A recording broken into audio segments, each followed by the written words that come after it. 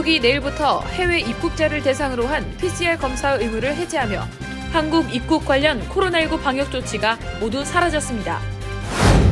조 바이든 대통령이 발표한 학자금 대출 탕감 정책에 법정 소송 제기 가능성이 나온 가운데 행정부가 해당 정책 대상을 축소한다고 밝혔습니다. 뉴욕시 공립교에서 성적이 상위 10%에 속하는 학생들에게 학교 배정 우선권을 주는 방안을 발표했습니다. 오늘 뉴저지 한인부동산협회가 고객과 전문가들이 만나 이루어지는 윈윈 엑스포라는 슬로건을 내걸고 제1회 뉴저지 부동산 엑스포를 개막했습니다. 미국 내 7년 이상 거주한 서류미 비자 800만 명에게 영주권 취득 기회를 제공하는 법안이 연방상원에 상정됐습니다.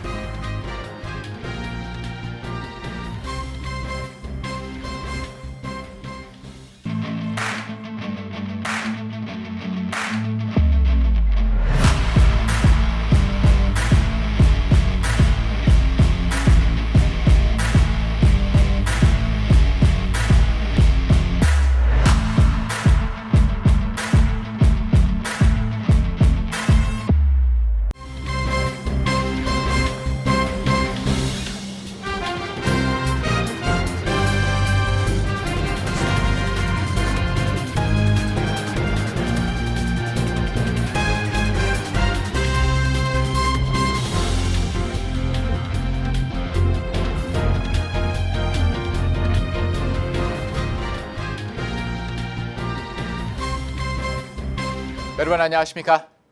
KBTV 뉴스 9 이창원입니다. 내일부터 해외에서 한국에 입국할 경우 하루 안에 반드시 받아야 했던 유전자 증폭 PCR 검사 의무가 해제됩니다. 첫 소식 전상희 기자가 전합니다. 방역당국은 국내외 방역 상황이 안정되는 추세를 반영해 10월 1일 0시 입국자부터 입국 후 1일 이내 PCR 검사 의무를 해제한다고 밝혔습니다.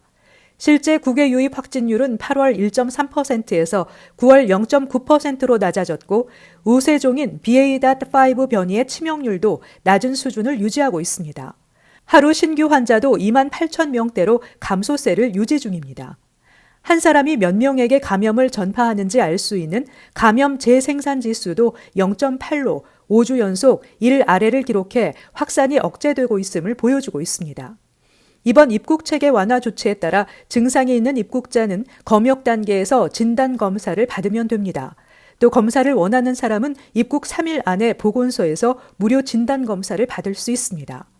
방역 당국은 다만 치명률이 높은 변이가 발생하는 등 입국 관리 강화가 필요한 경우 재도입을 검토하겠다고 밝혔습니다. 이와 함께 요양병원 시설에서의 대면 접촉 면회가 다음 달 4일부터 재개됩니다. 방문객은 면회 전 자가 검사 키트를 통해 음성이 확인되면 언제든지 대면 면회를 할 수 있게 됩니다. 외출 외박도 가능합니다. 지금까지는 외래 진료가 필요한 입소자에 한해 외출이 허용됐지만 4차 접종을 마친 어르신 등은 외출이 허용됩니다. 또 3차 접종을 완료하는 등 요건을 충족한 강사는 시설로 출입해 프로그램을 진행할 수 있습니다. 앞서 입국자 격리 의무 해제, 입국 전 검사 해제가 시행된 데 이어 이번 조치로 한국 입국 관련 코로나19 방역 조치는 모두 사라지게 됐습니다. KBTV 뉴스 전상입니다. 조 바이든 대통령의 학자금 대출 탕감 정책이 법적 소송에 휘말릴 것으로 우려되는 가운데 행정부가 학자금 대출 탕감 정책 대상을 축소했습니다. 홍찬우 기자의 보도입니다. 교육부가 홈페이지에 올린 개정 지침에서 연방정부가 보증한 학자금 대출을 받았더라도 그 채권을 민간이 보유한 경우 탕감 대상에서 제외한다는 공지사항을 폴리티코가 보도했습니다.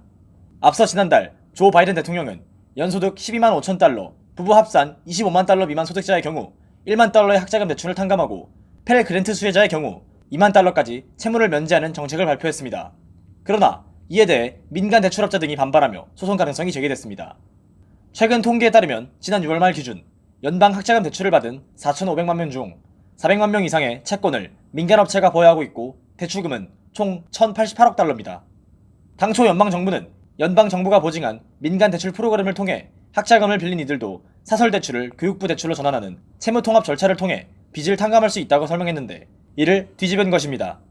교육부는 이미 이 절차를 시작한 이들은 채무 면제를 받을 수 있지만 새로운 신청은 받지 않겠다고 밝혔습니다.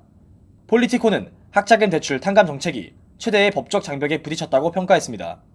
27일 한 단체가 연방 학자금 대출 탕감의 시행을 중지해달라며 소송을 제기한 데 이어 29일에는 공화당이 주도하는 6개 주 정부가 이에 시행 중지를 요구하는 소장을 제출했습니다. 공화당은 대출 탕감이 행정부의 권한 남용이며 너무 많은 세금이 든다고 비판해왔습니다.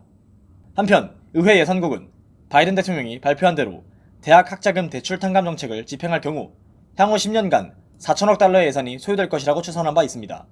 KBTV 뉴스 홍찬호입니다. 뉴욕시 국립고등학교 입학 절차가 변경됩니다. 중학교 성적의 반영을 강화하는 것으로 성적이 상위 15%에 속하는 학생들에게 학교 배정 우선권을 주도록 했습니다. 보도에 박진호 기자입니다. 데이비드 뱅크스 시 교육감은 시 전역 공립고등학교 입학 절차를 성적이 상위 15%에 속하는 학생들에게 학교 배정 우선권을 주는 방식으로 변경한다고 발표했습니다. 해당 학교는 시 전역 100여 개 고등학교로 개별 입학 절차를 시행하는 특목고 등은 포함하지 않습니다. 이들 학교의 입학 시험인 SHSAT는 이제 학교 수업 시간에 시험을 치르며 올해는 11월 17일에 시험이 있을 예정입니다. 뱅크스 교육감은 취재에 대해 역사적으로 좋은 학교에 접근이 제한적이었던 지역사회의 기회를 높이는 동시에 학업 성취도에 따른 인센티브가 주어져야 한다고 밝혔습니다.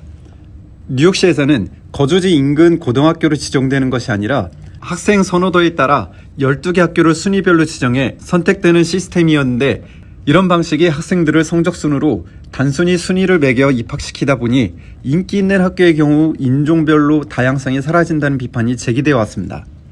뱅크스 교육감이 발표한 스크린 고등학교에 대한 새로운 정책에 따르면 다음 학년도부터는 학생들을 그룹으로 나눠 그 순서에 따라 선별하게 됩니다. 그룹 1은 성적이 최소 90점 이상으로 7학년 성적이 학교 내 상위 15% 또는 뉴욕시 전체 상위 15%에 속하는 학생들로 구성됩니다.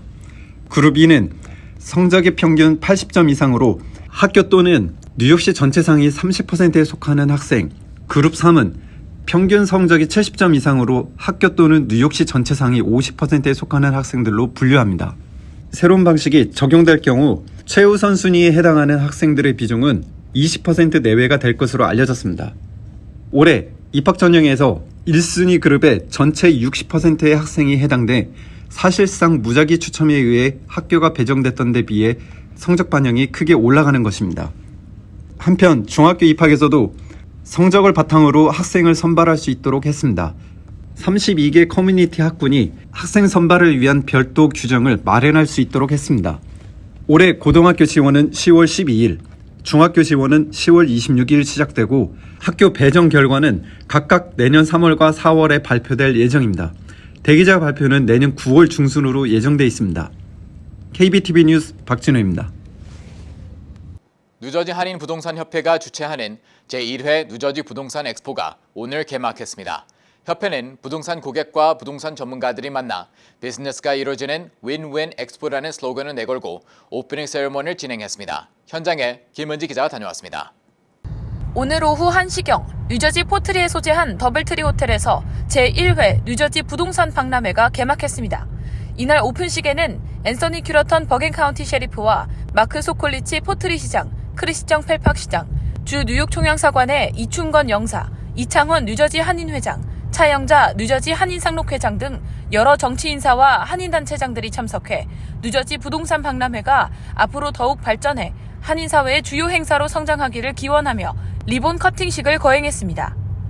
네, 오늘 뉴저지 한인 부동산 협회에서 주최하는 2022 부동산 엑스포 금요일, 토요일 이렇게 양일간 진행이 되고요. 오늘 오후 1시부터 6시까지, 그다음에 내일 오전 10시부터 오후 6시까지 저희 박람회가 진행이 됩니다. 그래서 오셔서 구경도 하시고 부동산에 관련된 정보도 받아가시고 세미나도 무료로 제공이 되고 있기 때문에 와서 세미나도 들으시고 많은 정보를 가져가시고 선물도 많이 가져가셨으면 좋겠습니다. 오늘 뉴저지의 큰 행사이자 저희 뉴저지 한인 부동산 협회의 수건 사업이었던 제1회 뉴저지 부동산 박람회 엑스포가 오늘 드디어 통대한 오픈식을 하게 되었습니다.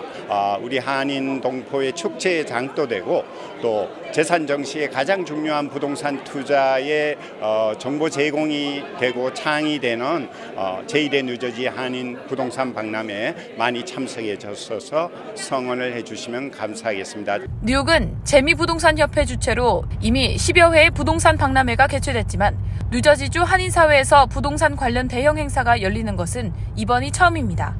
이번 행사는 내일인 10월 1일 토요일까지 이틀간 진행되며 부동산 회사, 부동산 에이전트, 모기지 회사, 은행, 변호사, 보험회사, 타이틀 회사 등 뉴저지를 대표하는 30여 개 부동산 관련 협력업체가 참가해 전문가들의 지식과 정보를 한인 동포들에게 공유합니다.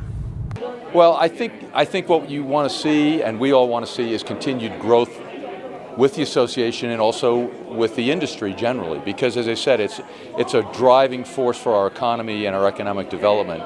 특히 이번 박람회 행사에는 참석하는 고객들 전원에게 최대 $4,700까지의 클로징 비용 지원 쿠폰과 한국 왕복 항공권, 75인치 TV, 다이슨 청소기 등 경품, 부동산 업체가 제공하는 다양한 부동산 사은품 등을 증정하고 있습니다. 협회는 부동산 박람회는 고객은 물론 부동산 관련 전문가와 업계에 있어서도 큰 기회가 될 것이라고 밝혔습니다. KBTV 뉴스 김은지입니다. 800만 명의 이민자에게 영주권 취득 기회를 제공하는 법안이 연방상원에 상정됐습니다. 법안은 앞서 하원에 발의된 것으로 7년 이상 거주한 서로 미비자에게 영주권 신청 기회를 제공하는 내용입니다. 보도에 전상 기자입니다. 지난 7월 뉴욕주의 그레이스 맹, 아드리아노 에스파이아트, 노마 토레스 등의 민주당 출신 연방 하원 의원들은 7년 이상 거주한 서류 미비자에게 영주권 신청 기회를 부여하는 1929년 이민법 이민규정 갱신 법안을 공동으로 발의했습니다. 현재 60여 명의 의원이 공동 발의자로 이름을 올린 상태입니다.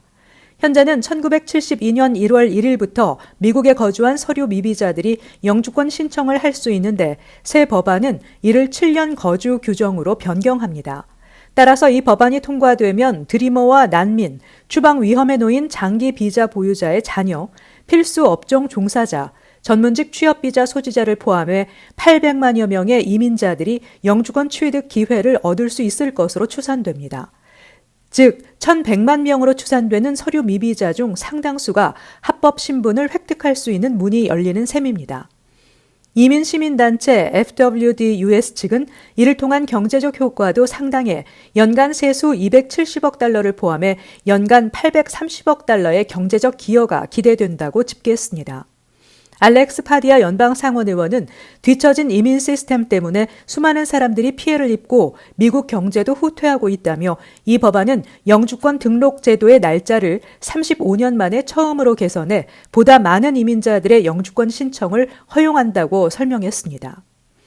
이어서 미국에서 일하고 살며 수십여 년 동안 경제에 기여해온 수백만 이민자들이 불확실한 미래에 대한 공포를 느끼지 않고 자유롭게 살아갈 수 있도록 큰 영향을 미칠 것이라고 말했습니다. 한편 이 법안이 연방 상원의 관문을 넘을지 미지수입니다. 이 법안이 민주당 연방 하원 다수를 차지하고 있어 연방 하원을 통과하더라도 공화당이 양분하고 있는 연방 상원을 통과하기는 쉽지 않을 것으로 예측되고 있습니다. KBTV 뉴스 전상입니다. 미국 내 최대 중고차 딜러사 카맥스는 중고차 판매수 급감으로 54%의 수익 감소가 발생했다고 밝혔습니다. 카맥스 측은 인플레이션 지속과 높은 금리, 지속적인 중고차 가격 상승에 대한 가격 압박으로 소비 심리가 위축된 것 등을 중고차 판매 감소 원인으로 꼽았습니다. 이 같은 발표로 인해 카맥스 주가는 24% 이상 급락했고 경쟁 중고차 업체 카르바나 주식도 23% 하락을 보였습니다. 차종별로 살펴보면 럭셔리 중고차 가격이 3.4%로 가장 많은 하락률을 보였으며 일반 SUV는 1.2% 내렸습니다. 전문가들은 지난 7월 이후 중고차 도매 가격이 지속적으로 하락을 보이고 있으며 이 같은 가격 하락이 이어진다면 내년 초에는 시세보다 저렴한 중고차를 구매할 수 있을 것이라고 예측했습니다. 연방하원의 한국계 앤디킴 의원은 워싱턴 DC 연방하원에서 가진 간담회에서 의회도 인플레이션 감축법 시행으로 한국산 전기차가 보조금 지급 대상에서 제외된 문제를 해결하기 위해 노력하고 있다고 밝혔습니다. 김 의원은 조지아주의 라파엘 워녹 상원의원이 IRA의 보조금 관련 조항을 유예하는 내용의 법안을 발의한 것을 언급하면서 아직 법안 문구를 확인하지 못했지만 좋은 시작이라고 평가했습니다. 또 백악관이 어떤 아이디어를 갖고 있는지 접촉해 보겠다며 모두가 이 문제를 해결하려고 진심으로 노력하고 있다고 전했습니다. 이어서 우리는 공급망과 관련해 믿을 수 있고 협력할 수 있는 전략적 파트너를 찾고 있고 그 명단의 맨 위에는 한국과 같은 국가들이 있다고 강조했습니다. 상무부는 8월 개인 소비 지출 가격 지수가 지난해 같은 기간보다 6.2%, 7월보다 0.3% 각각 상승했다고 밝혔습니다. 유가 하락의 영향으로 에너지 물가는 전월보다 5.5% 급락했으며 반면 식료품 물가는 0.8% 상승했다고 전했습니다. 1년 전과 비교하면 에너지 물가와 식료품 물가는 나란히 24.7%, 12.4% 각각 급등한 것으로 나타났습니다. 특히 변동성이 높은 에너지와 식료품을 제외한 근원 PCE 가격 지수의 오름폭이 확대돼 인플레이션 장기화 우려를 키웠습니다. 근원 PCE 지수는 전년 같은 기간보다 4.9%, 전월보다 0.6% 각각 올라 7월 상승폭을 웃돌았습니다. 한국 태극전사들이 12년 만에 16강 진출을 노리는 2022 국제축구연맹 카타르 월드컵이 50일 앞으로 다가왔습니다. 오는 11월 20일 개막하는 카타르 월드컵은 중동 지역에서 처음 열리는 월드컵으로 카타르 8개 경기장에서 경기가 치러집니다. 한국 대표팀은 국가대표 평가전 1승 1무 기록을 내며 9월 기준 FIFA 랭킹 28위입니다. 월드컵 조별리그 H조에 포함돼 포르투갈, 우루과이, 가나와 실력을 겨룹니다. H조 조별리그는 11월 24일부터 12월 2일까지 열리며 한국 대표팀은 11월 24일 오전 5시 알라이안 에듀케이션 시티 스테디움에서 우루과이 대표팀과 맞붙게 됩니다. H조에서 강팀은 포르투갈과 우루과이로 두 대표팀 모두 FIFA 랭킹 상위권으로 한국 대표팀의 분발이 필요한 상황입니다. 파울루 벤투 감독과 태극전사들은 1차 목표로 16강 진출을 삼았습니다. 16강에 진출하기 위해서는 가나를 이기고 우루과이와 무승부 이상을 내야 합니다. 잠시 후 커뮤니티 브리핑을 전해드립니다.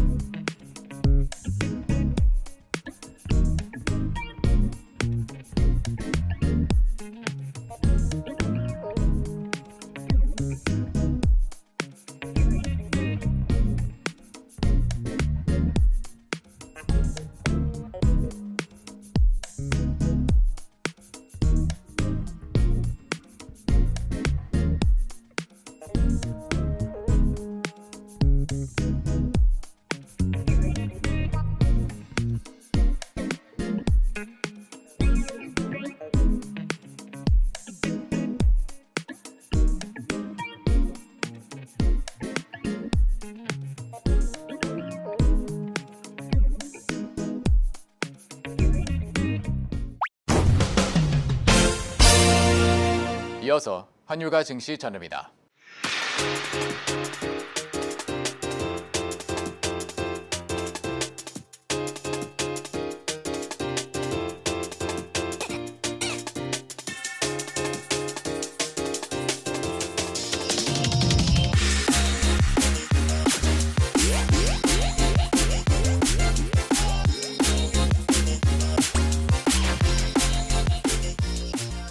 잠시 후 뉴욕과 뉴저지 날씨 전해드립니다.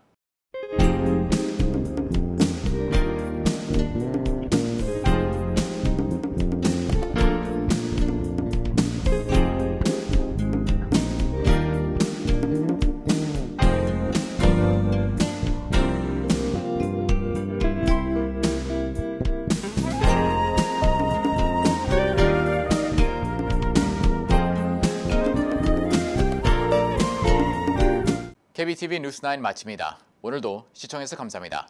편안한 밤 보내시 바랍니다.